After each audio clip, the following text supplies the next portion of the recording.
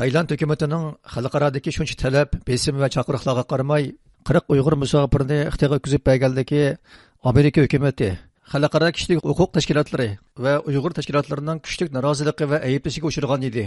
Ammo ko'plagan musulmon davlatlar Taylandning bu qilmishiga sukut qilib, Uyg'urlar masalasida Xitoy bilan bir saf ekanligini qayta isbotlamoqda. Amerika tashqi ishlar ministri Marco Rubio 28 fevral X hisobida uchur e'lon qilib, Taylandning 40 Uyg'urni Xitoyga o'tkazib berganligini qattiq ayblab, Tayland bir turkum Uyg'urlarni Xitoyga qaytarib etdi. Taylandning koni ittifoqdoshi bo'lish sifatimiz bilan biz Taylandning xalqaro majburiyatga xilof qilishidan qattiq cho'chidik. Amerika bu qilmishni qattiq ayiblaydi.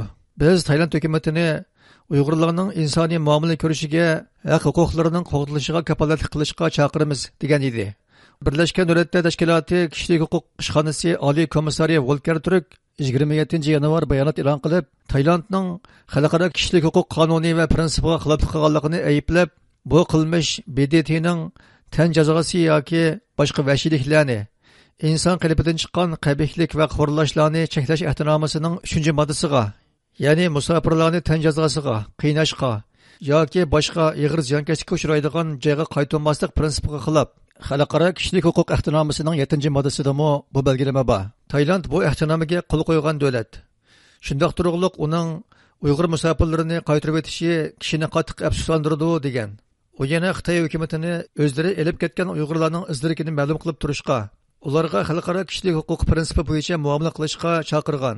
Shundaqla Tayland hukumatini qolgan 8 Uyg'urni Xitoyga o'tkazib bermaslikka undagan. Halbuki Hindistonda chiqadigan Cumhuriyet gazeti 3-mart e'lon qilgan bir maqolada BDT kishilik huquq kengashining bu qatim Xitoyning ta'siri va kuchiga yengilganligi o'tirg'a qo'yilgan. Maqolada Dunyo Uyg'ur qurultiyining sobiq raisi Dolqin Aysoning Xitoyning BDT kishilik huquq kengashidagi kontrol qilg'usiz ta'siri kishilik huquqni dafsanda qiluvchilarga javobgar bo'ladigan bu organni chiriklashtirdi. Agar bu ishda Xitoy g'alaba qilaversa, BDT kishilik huquq kengashi dunyoda bostirishga uchraganlarning nazoratchisi emas, balki mustabid hukumatlarning qo'nchig'i bo'lib qoladi degan so'zi naql keltirilgan. 3-mart kuni Xitoyning Janubiy yarim shardagi qurilishi nomli tor betida chiqqan bir maqolada deyilishicha, Tayland hukumati 40 Uyg'urni Xitoyga qaytarib bergandan keyin G'arb davlatlari va Yaponiya qatorliq demokratik davlatlar Taylandning bu qilmishini qattiq ayblagan bo'lsa-mu, musulmonlar ko'p sonliqni tashkil qiladigan Arab islom ellari, jumladan Indoneziya, Malayziya qatorliq davlatlar buningga hech nima demagan. Ko'pincha musulmon davlatlar Xitoyning Uyg'urlarni bostirishini terrorlik va bilgunchilikka qarshi turish deb qaraydi ekan va xalqini shuningga ishontirdi ekan. Shunga hukumatlar Taylandni ayblamasa-mu, davlat ichida hech qanday qarshilik sadosi chiqmaydi ekan. Indoneziya, Malayziya, Tayland qatorliq davlatlar Janubiy Osiyo davlatlari ittifoqining a'zolari bo'lib, ular bu ramka ichida hamkorlik munosabatini almashtirib kelmoqda ekan. Eng muhimi bu davlatlar iqtisodiy ta'siri kuchli Xitoy bilan munosabatning buzilishini xohlamaydi ekan.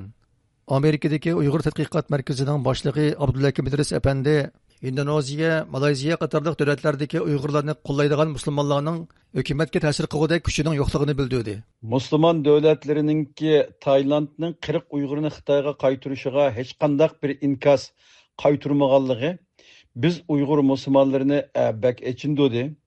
Hamda buning bilan musulmon davlatlarininki Xitoydan qanchalik tap tortadigan, Xitoyni xap qilib qo'yishdan qattiq ehtiyot qiladigan, allaqachon Xitoyning ta'sir ostida qolganliklari yana bir qatim isbotlandi. Gerçi ba'zi musulmon ellarida, masalan Indoneziya, Malayziya davlatlarida Xitoyning Sharqi Turkistonda Uyg'ur va boshqa turkiy musulmonlarga qarata yurgizayotgan irqiy qirg'inchilikni biladigan va buning hissdoshlik qiladigan musulmonlar mavjud bo'lsa-mu, biroq ularning hukumatlarininki Uyg'ur masalasiga qaratgan siyosatiga ta'sir ko'rsatadigan biror kuchining yo'qligimi o'tirg'a chiqdi. Amerikadagi eng chong musulmonlar tashkiloti bo'lgan Amerika Islomiy munosabatlar kengashi 27 fevral kuni axborot e'lon qilib, Amerika tashqi ishlar ministrligini Tayland hukumatining 40 nafar Uyg'ur musofirni Xitoyga qaytarganligini qattiq ayblashga chaqirgan edi.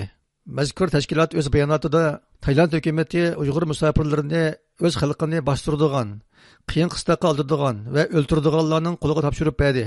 Amerika tashqi ishlar ministrligi kishini cho'chitadigan bunday zo'ravonlik qilmishini cho'qim ayblashi kerak. Biz Trump hukumatini Xitoyga bo'lgan besimni oshirib, Uyg'urlarga yurgizilayotgan irqiy qirg'inchilikni oyoqlashtirishga chaqiramiz degan. Mazkur tashkilotning muavin direktori Edward Ahmad Mishel 4 mart kuni ziyoratimizni qabul qilib, musulmon davlatlarning Tailand hukumatiga sukut qilish haqida to'xtalib, mundaq dedi. Many Muslim individuals and organizations spoke out against the Thai government. Köplagan musulmon shaxslar va tashkilotlar Tailand hukumatining boshpanasiz Uyg'ur musulmonlarini Xitoyga qaytarganini oshkora aybladi. Chunki ular Xitoyda bostirishga va irqiy qirg'inchilik uchrashi mumkin. Darvaqa ko'plagan musulmon hukumatlar bu to'g'riliq hech nima demadi. Bu kishini ichindirdigan ahvol. Chunki ular Xitoy hukumatining iqtisod va boshqa taraflardagi ta'siriga uchrayotdi. Biz albatta kuchli musulmon davlatlar hukumatlarini musulmonlarni bostirishga oshkora qarshi chiqishga undaymiz.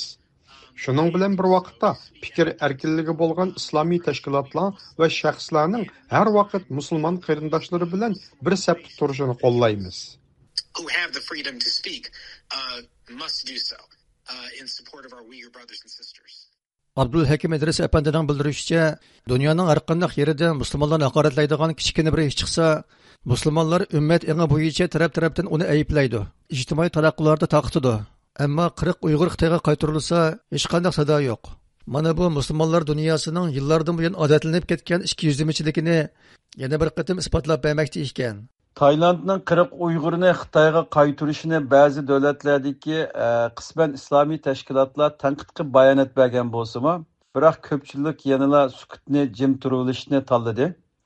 Dunyoning har qanday bir yerida musulmonlarni islomiy dinni haqoratlaydigan bir ish chiqsa, darhol tarafdan bayonot berishib, ummat engi bo'yicha harakatga o'tishadigan musulmonlar 40 Uyg'ur ajdirhaning eg'iziga kirib ketsa, jim bo'lib oldi. Afsus bu musulmonlarning, musulmon ellarining tashkilotlarininki munofiqlik qilmishidir.